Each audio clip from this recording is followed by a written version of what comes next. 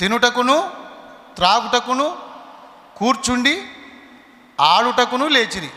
ఈ ఇశ్రాయేలు ప్రజలు తాగడం కూడా మొదలుపెట్టారు. మత్తు పదార్థములు అడ్డమైన అన్నీ తింటున్నారు.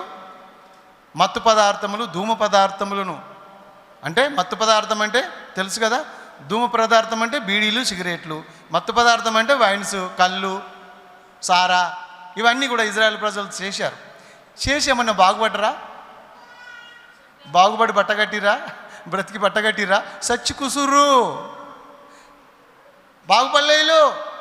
మోస మాట వినకపోతే, దేవుని మాట వినకపోతే ఏమన్నా బాగుపడ్డరా? తాగిరు, బాగా తాగితే ఏమన్నా బాగుపడ్డా?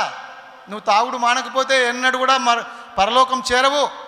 నీకు ఎవడు బుద్ధి చెప్పడు. ఇంకా అయిపోయింది నీ పని. నిన్నెవరు రక్షించలేరుగా. యేసు ప్రభువు కూడా నిన్ను రక్షించలేడు. నువ్వు తాగుడు మానాలి, స్మోకింగ్ మానాలి, పాపాలు మానాలి, అబద్ధం మానాలి, మోసాలు మానాలి, వ్యభిచారం మానాలి, దొంగతనం మానాలి. దేవునికి అయిష్టమైన పాపాలన్నీ మానేస్తేనే నువ్వు పరలోకం చేరుతావు. కానీ ఎవరు చూస్తలేరులే అనుకొని నువ్వు తప్పులు చేస్తే మాత్రం దేవుడు చూస్తుండు, నిన్ను సంహరిస్తాడు.